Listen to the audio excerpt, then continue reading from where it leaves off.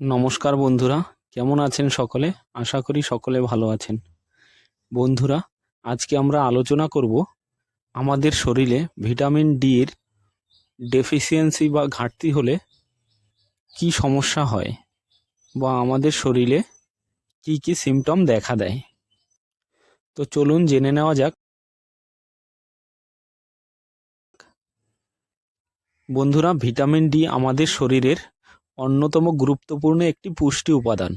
আমাদের শরীরে vitamin D এর অভাব হলে বিভিন্ন ধরনের শারীরিক সমস্যা দেখা দিতে পারে। আমাদের শরীরে ভিটামিন ডি এর প্রধান কাজ হল ক্যালসিয়াম এবং ফসফরাস শোষণ ও বিপাকে সাহায্য করা, যা সুস্থ হাড় এবং দাঁত গঠনের জন্য অপরিহার্য। ভিটামিন ডি এর অভাবে আমাদের শরীরে যে প্রধান সমস্যাগুলি হতে পারে, চলুন তা নিয়ে আলোচনা করি। তো বন্ধুরা, আমাদের শরীরে ভিটামিন ডি এর ডেফিসিয়েন্সি হলে মূলত যে সিমটমগুলি দেখা যায়, ক্লান্তি ও দুর্বলতা। বন্ধুরা, পুরো দিন কমজোরি মনে হয়, অতিরিক্ত ক্লান্তি মনে হয়। এইগুলি শরীরে ভিটামিন ডির অভাবের একটি সাধারণ লক্ষণ। পর্যাপ্ত ঘুম বা বিশ্রাম সত্ত্বেও যদি আপনি ক্রমাগত ক্লান্ত অনুভব করেন, তবে এর কারণ ভিটামিন ডি এর অভাব হতে পারে। এছাড়াও হাড়ের রোগ। ভিটামিন ডি এর অভাবে হাড় দুর্বল ও নরম হয়ে যায়। এর ফলে হঠাৎ হাড়ে ব্যথা, কোমরে ব্যথা শুরু হয় এবং দীর্ঘমেয়াদী ভিটামিন ডি এর অভাব থাকলে হাড়ের ঘনত্ব কমে যায়। এর ফলে হাড় ভঙ্গুর হয়ে যায় এবং সামান্য আঘাতেও হাড় ভেঙে যেতে পারে। যেমন অনেক সময় অনেক ছোট ছোট চোটে বড় বড় ফ্র্যাকচার হয়। বিষণ্ণতা ও মানসিক সমস্যা। বন্ধুরা, ভিটামিন ডি মস্তিষ্কের কার্যকারিতায় গুরুত্বপূর্ণ ভূমিকা পালন করে। এর অভাবে বিষণ্ণতা দেখা দিতে পারে এবং মুড সুইং হয়। উদ্বেগ এবং অন্যান্য মানসিক সমস্যা দেখা দিতে পারে।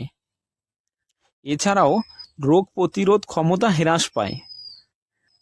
এর অভাব হলে শরীরে সহজে রোগ সংক্রমণ এবং অসুস্থতা দেখা দিতে পারে। পেশি ব্যথা ও দুর্বলতা। ভিটামিন ডি এর অভাবে পেশিতে ব্যথা হতে পারে এবং পেশি দুর্বল হয়ে যেতে পারে। এর ফলে দৈনন্দিন কাজকর্মেও অসুবিধা হয়। বন্ধুরা, এগুলি হলো ভিটামিন ডি এর কমন সিমটমস। আপনাদের শরীরে যদি অত্যাধিক মাত্রায় ভিটামিন ডি এর অভাব থাকে, তাহলে আপনাকে একজন চিকিৎসকের পরামর্শ নেওয়া উচিত, কেননা তিনি আলাদাভাবে আপনাকে ভিটামিন ডি সাপ্লিমেন্ট দিতে পারেন। এছাড়াও চুল পড়া একটি গুরুত্বপূর্ণ লক্ষণ হতে পারে, যা ভিটামিন ডি এর অভাবকে নির্দেশ করে। তো ফ্রেন্ডস, আপনাদের এই সমস্যাগুলি থাকলে আপনি ন্যাচারাল রেমেডিস স্টার্ট করতে পারেন। যেমন আপনি আপনার ডায়েটে মডিফিকেশন করুন এবং আপনি আপনার সানলাইট এক্সপোজারকে বাড়ান। প্রাকৃতিকভাবে ভিটামিন ডি এর প্রধান উৎস হলো সূর্যের আলো। তাই প্রতিদিন 15 থেকে 20 মিনিট আমাদের রোদে থাকা জরুরি। বন্ধুরা দেখুন, ছোটবেলা থেকে আমাদের কেউ শেখায়নি যে একটা গাছ লাগালে সেই গাছটি বড় হওয়া এবং গাছটি ফল প্রদান করার জন্য সূর্যের আলো কতটা জরুরি। ঠিক একই রকম আমাদের শরীরের জন্য সূর্যের আলো অনেক জরুরি। সূর্যের আলো প্রাকৃতিকভাবে আমাদের শরীরে ভিটামিন ডি তৈরি করার মাধ্যমে আমাদের অনেক রকম রোগ থেকে মুক্তি দেয়। বন্ধুরা, আপনারা সকলেই জানেন, এখনকার দিনে কোনো কিছুই ফ্রিতে পাওয়া যায় না, আর সব কিছুতেই ভেজাল থাকে। আপনি যা খাচ্ছেন, খাদ্য খাবার সব কিছুতেই ভেজাল। কিন্তু সূর্যের কিরণ এমনই একটা জিনিস যেটা আপনি সম্পূর্ণ ফ্রিতে পাবেন এবং এর মধ্যে কোনো ভেজাল নেই। বন্ধুরা, সূর্য আমাদের শরীরের বায়োলজিক্যাল নিড। সূর্যের আলো আমাদের মেন্টাল হেলথের জন্যও জরুরি।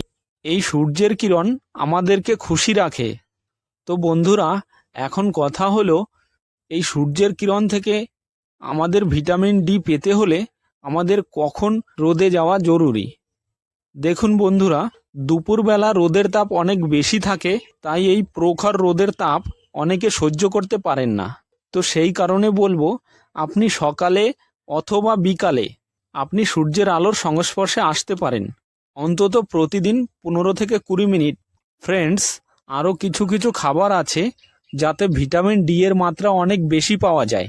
তাই আপনি যদি জানতে চান কোন কোন খাবারে ভিটামিন ডি এর মাত্রা অনেক বেশি পাওয়া যায়, তাহলে আপনি এই ভিডিওটি দেখতে পারেন কোন কোন খাবারে ভিটামিন ডি এর মাত্রা বেশি পাবেন। এবং আমার এই ভিডিওটি যদি আপনার ভালো লাগে তাহলে অবশ্যই একটি লাইক করবেন। আপনার একটি লাইক আমাকে অনেক মোটিভেট করে ভিডিও বানাতে। তো বন্ধুরা, আজকে এই পর্যন্তই। দেখা হচ্ছে নেক্সট ভিডিওতে। ধন্যবাদ।